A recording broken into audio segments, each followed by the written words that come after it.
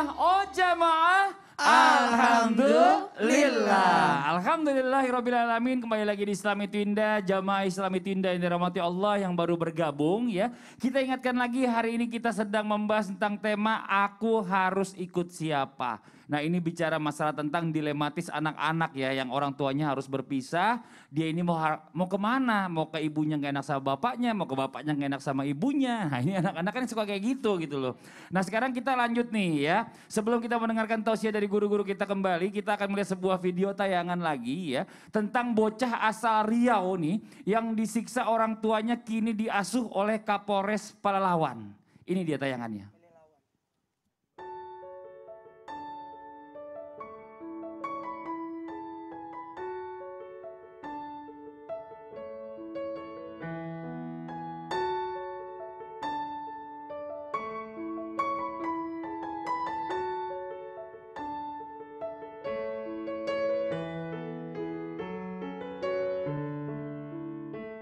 Polisi baik-baik ya, enak gak tinggal sama Abi? Enak ya, senang ya, diajarin sama mama ya. Ajarin apa nanti dia mama? Apa matematika ya? Matematika ada pintar ya? Ya kalau kita ngelihat anak disayang gitu ya, kayaknya hati kita tuh, aduh bahagia, seneng gitu ya, walaupun bukan anak kita gitu loh. Nah ini ya rasa kemanusiaan lah ya. Sebenarnya kita bicara masalah di luar sana itu ternyata banyak banget orang-orang yang nggak memiliki anak dan mendambakan pengen punya anak. Dan inilah yang membuat mereka ini ya udah deh daripada terlantar saya aja yang asuh gitu. Nah ini kan kita lanjutkan lagi kaitkan dengan tadi pertanyaan kita sama Ustadz Syam nih Ustadz Syam. Baik. Apabila nggak ada golongan hubungan darah gitu ya maksudnya nggak ada hubungan darah sama ini anak. Kalau tadi orang tuanya, kakeknya, saudaranya siapapun kalau udah nggak ada yang bisa ngasuh. Nah ini bisa nggak ngurus? Seandainya bisa diperbolehkan untuk mengurus, apa saja syarat-syaratnya? Ini mohon izin penjelasannya. Baik, tabi guruku Ustaz Maulana, Ustaz Syifa, Mas Fadli serta guru-guru kami dimuliakan Allah Subhanahu wa taala. Bismillahirrahmanirrahim. Jadi ternyata bukan hanya orang tua kandung yang mempunyai hak atau kewajiban untuk mengasuh seorang anak.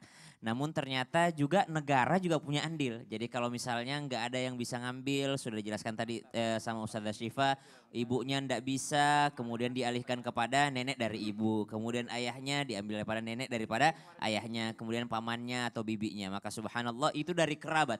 Bagaimana jikalau dari orang lain atau bahkan dari negara? Itu ada syarat-syaratnya. Karena ternyata seorang anak tanpa bermaksud menggurui ataupun mengajari apalagi menceramahi sangat butuh yang namanya pendidikan iman. Ya bunayya la tusyrik billah inna syirka la zulmun azim. Seorang anak harus diajarkan akidah yang benar, keimanan kepada Allah Subhanahu wa taala, jangan menyekutukan Allah. Bagaimana mungkin seseorang yang akan mengasuh seorang anak namun ternyata mengajarkan untuk menyekutukan Allah Subhanahu wa taala? Pendidikan keimanan, pengasuhan keimanan. Yang kedua, pendidikan akalnya. Maka yang harus mendidik atau mengasuhnya itu salah satu syaratnya harus berakal karena seorang anak harus yang namanya mendapatkan pendidikan akal. Kemudian yang ketiga ada pendidikan akhlak, bagaimana dalam surah Luqman juga dijelaskan wala tusa'ir khaddaka linnasi wala tamshi fil ardi maraha, jangan berlaku sombong, jangan mengangkat dirimu lebih tinggi daripada orang lain, maka ada pendidikan akhlak di dalamnya. Jikalau ditanyakan kalaupun orang lain yang akan mengambilnya, kalaupun negara yang harus mengambilnya, maka syaratnya apa? Yang pertama tentu saja harus seiman. Bagaimana mungkin harus seiman? Dalam Al-Quran disebutkan, ya ayyuhalladzina amanu qu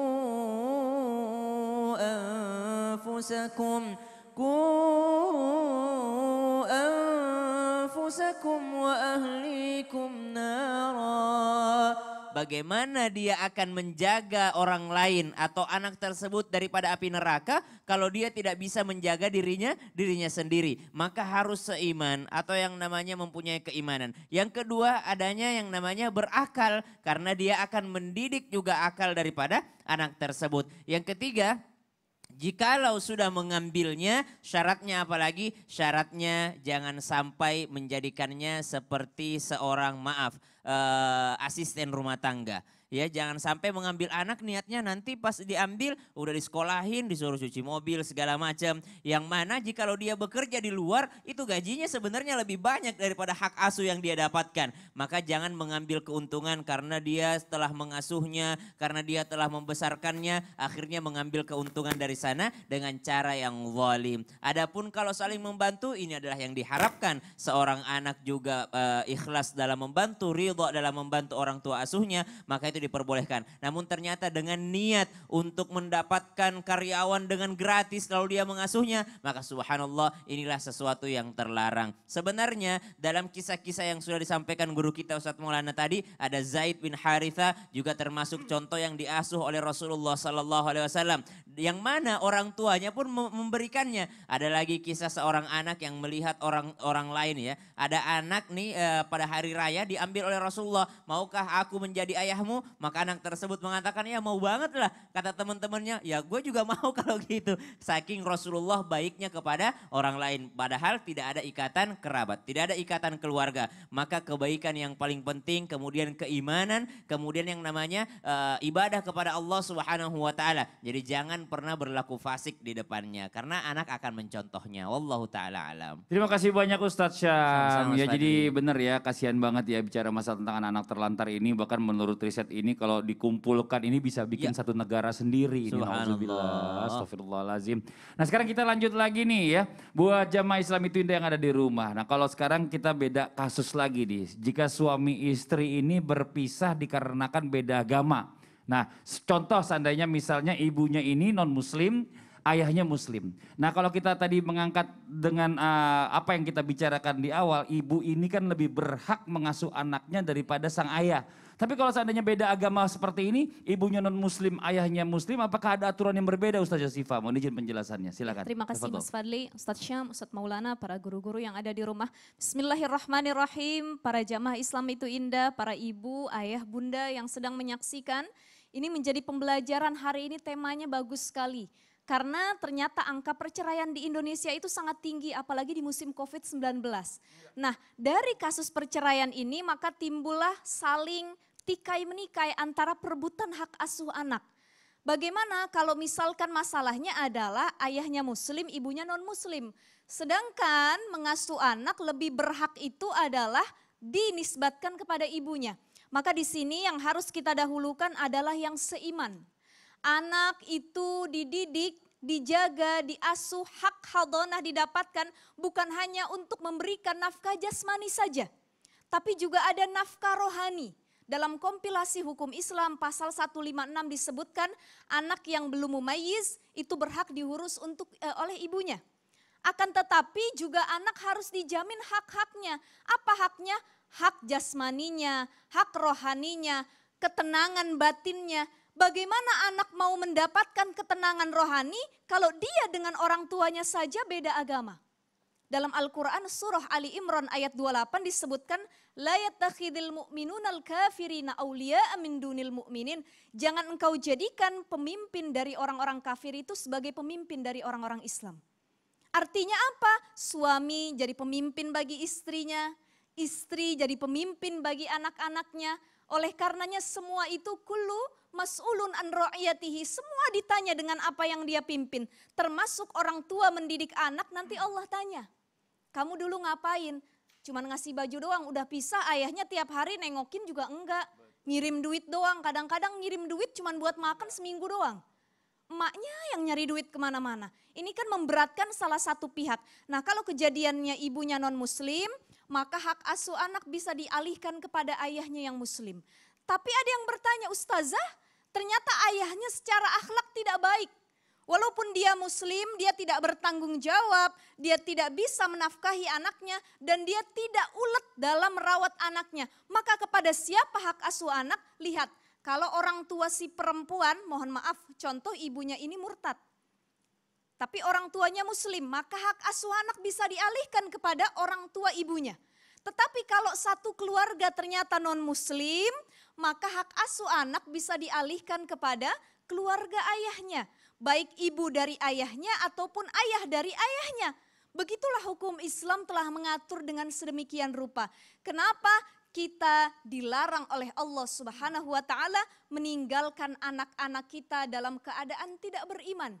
Tadi Ustadz Syam, Ustadz Maulana sudah menyampaikan waliyakhshal ladzina law taraku min khalfihim dzurriyyatan di'afan khafu alaihim. Jadi takutlah kita para orang tua khususnya meninggalkan anak-anak kita dalam keadaan lemah.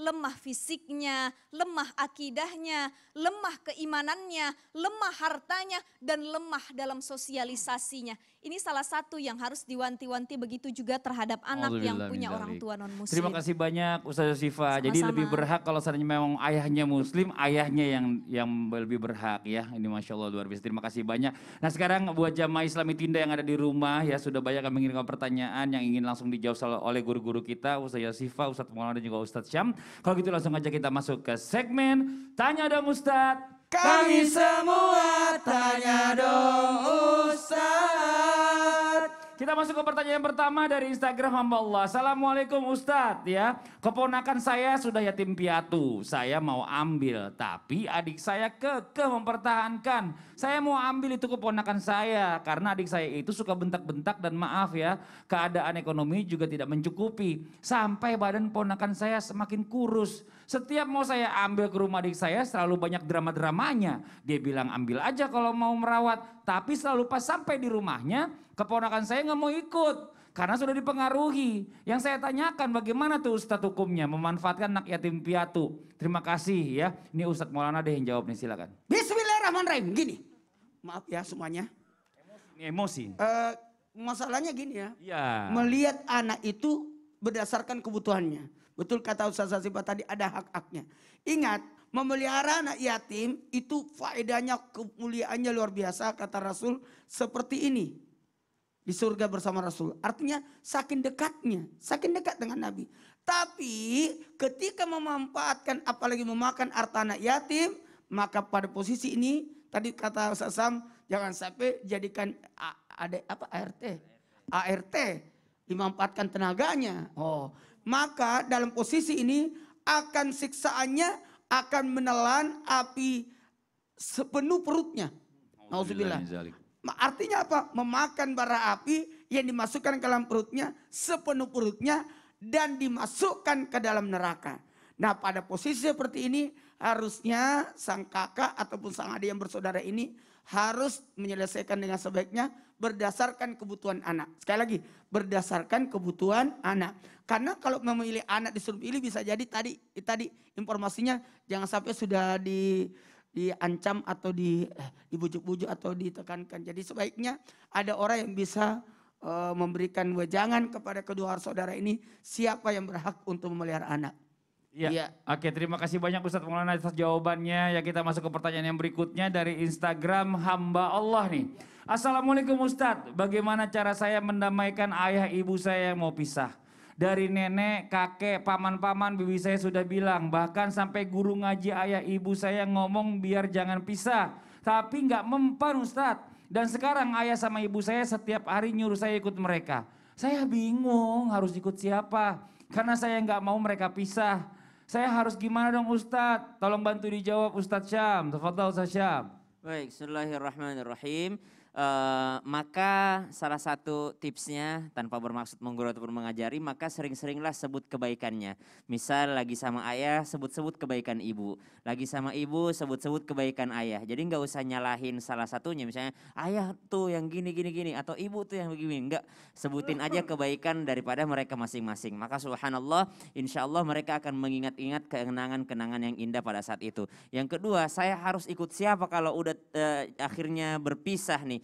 Maka ikutlah dengan yang lebih bertanggung jawab karena udah usia bisa memilih, karena udah bisa ngirim pertanyaan ke Islam itu indah. Silahkan memilih yang mana kira-kira yang lebih mendekatkan kepada Allah Subhanahu wa taala. Ya, enggak selamanya juga harus ikut ibu karena siapa tahu ibu sudah menikah lagi dan dia lebih dekat kepada suami barunya. Jadi siapa tahu misalnya terjadi demikian, maka silahkan memilih yang mana kira-kira yang lebih mendekatkan kepada Allah Subhanahu wa taala. Namun anak tetap anak, berbakti kepada keduanya, baik itu ayah dan ibu walaupun mereka sudah berpisah. Wallahu taala alam. Terima kasih banyak Ustadz Syami atas jawabannya. Nah sekarang kita lanjut lagi nih ya buat Ustadz Yosifah nih mohon izin. Dalam Islam ini kepada siapa sih sebenarnya hak asuh anak ini berhak diberikan ya.